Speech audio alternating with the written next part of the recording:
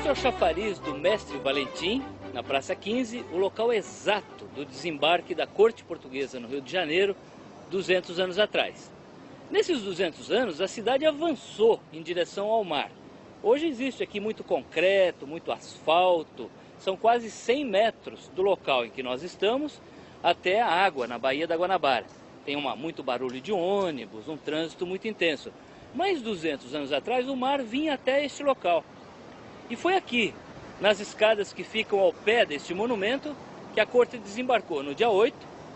Era uma cidadezinha muito simples, o Rio de Janeiro tinha 60 mil habitantes, era um vilarejo colonial com casinhas brancas rentes à praia, era muito precário o saneamento básico, não tinha esgoto, então havia um odor muito ruim que exalava das ruas da cidade, porque não tinha saneamento. Então as ruas foram salpicadas com flores, com areia branca da praia, foram perfumadas, e daqui a corte se dirigiu à Igreja do Rosário, que era a então Catedral da Sé, onde foi feito um Te Deum, uma cerimônia de ação de graças pela chegada ao Brasil.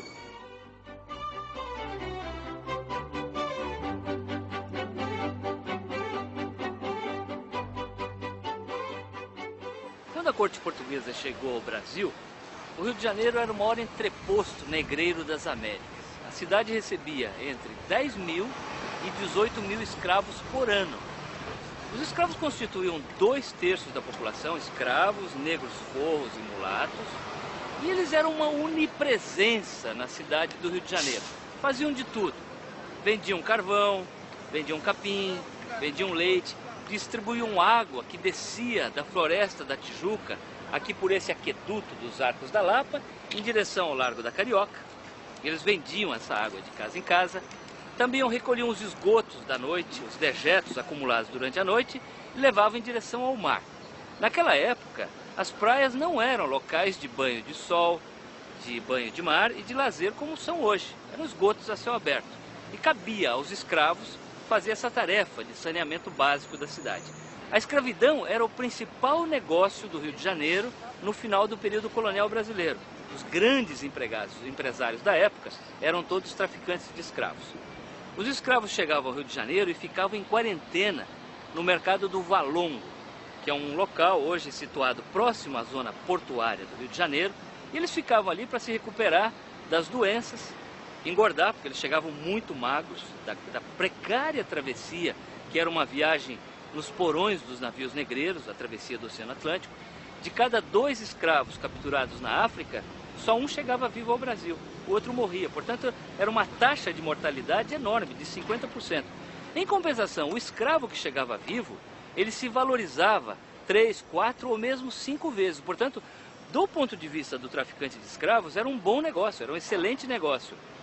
E os escravos, eles eram comercializados no mercado do Valongo, como hoje se compra e se vende um animal, um boi, um cavalo, numa fazenda, num frigorífico do interior do Brasil. Ou seja, o comprador examinava o dente dos escravos para ver se ele estava saudável, se não estava muito cariado, apalpava a pele, o músculo para ver se estava rijo, mandava o escravo correr de um lado para o outro e em seguida ele fixava um preço. Ou seja, os escravos eram uma mercadoria como outra qualquer na época em que a corte chegou ao Brasil.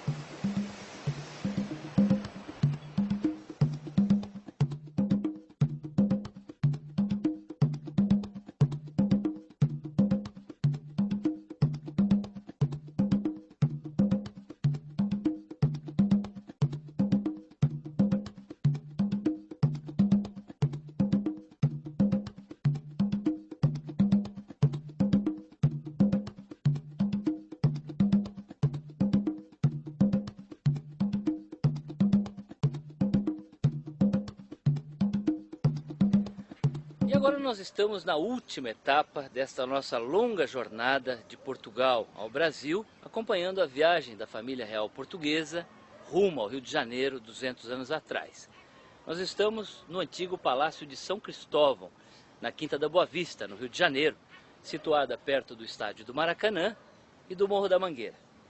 Foi neste local, neste prédio, que o Dom João ganhou de presente de um grande traficante de escravos, o Elias Antônio Lopes, logo que chegou ao Rio de Janeiro, em março de 1808, foi nesse local que o rei passou os seus 13 anos seguintes, na sua temporada brasileira.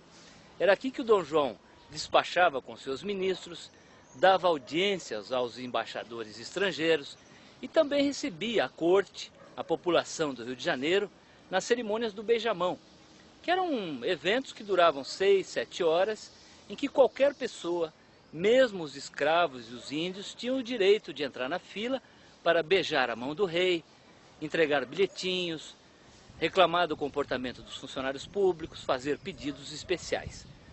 O Dom João levou uma vida muito simples no Rio de Janeiro. Ele gostou muito do Brasil, ele costumava fazer passeios ao redor da cidade conduzindo a própria carruagem.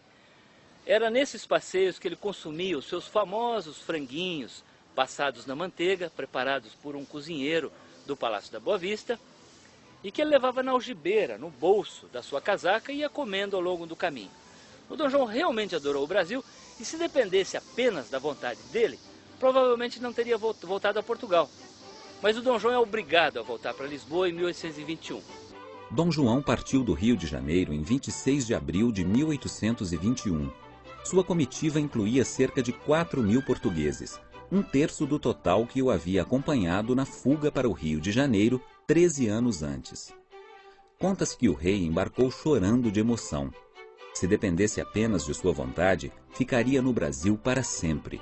Porém, uma vez mais, aquele rei gordo, bonachão, sossegado, solitário, indeciso e muitas vezes medroso, curvava-se ao peso das responsabilidades que a história lhe impunha.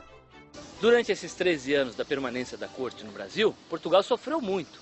Foi invadido várias vezes pelas tropas de Napoleão, muita gente morreu, pereceu de fome, de guerra, fugiu do país, o país se empobreceu. Em 1820 a situação era tão crítica que houve uma grande rebelião em Portugal chamada Revolução Liberal do Porto. Liberal porque já estava contaminada pelas ideias da Revolução Francesa. Aí são convocadas as cortes portuguesas que exigem a volta do rei. E o Dom João volta, aparentemente contra sua vontade. Mas ao partir de volta para Portugal, o Dom João sabia o que ele tinha feito. Ele tinha feito a independência do Brasil. O Dom João sabia que ao transformar o Brasil de forma tão profunda, tão acelerada, num período de apenas 13 anos, não havia mais a possibilidade de voltar à condição de colônia, que vigorava até 1807.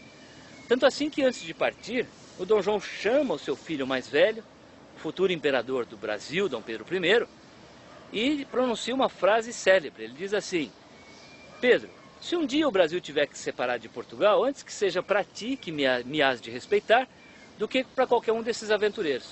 Ou seja, o Dom João sabia que tinha feito a independência do Brasil, que é de fato o que acontece no ano seguinte, em 1822.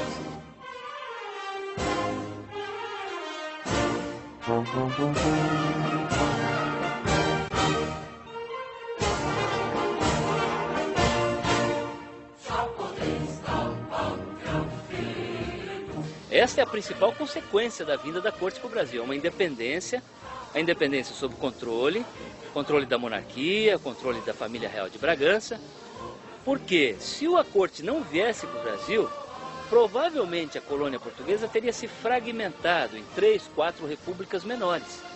Não haveria este país grande, de dimensões continentais, de uma cultura muito bem definida, de 190 milhões de pessoas que se reconhecem como brasileiras, que é a noção de identidade nacional que nós temos hoje. Portanto, a principal consequência da vinda da corte para o Rio de Janeiro 200 anos atrás é o próprio Brasil que nós temos hoje.